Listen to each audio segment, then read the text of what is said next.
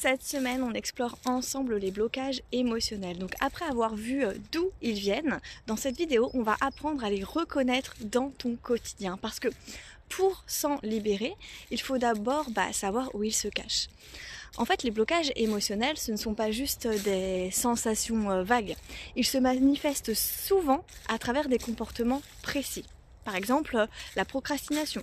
Tu repousses sans cesse quelque chose d'important, comme si une force invisible te retenait.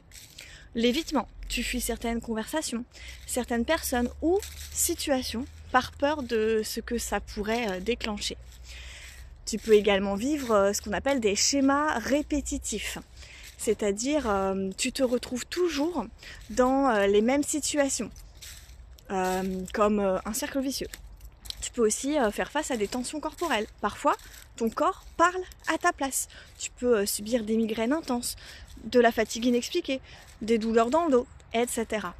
Donc par exemple, un patient à moi me disait qu'il n'arrivait pas à s'exprimer face à son supérieur. Alors c'était pas par un manque de confiance en lui, mais parce que son inconscient associait cette situation à une ancienne humiliation qu'il avait vécue dans son enfance. Le corps, du coup, se figeait pour le protéger. En fait, ces blocages ne sont pas là pour te faire échouer, mais pour t'envoyer un message.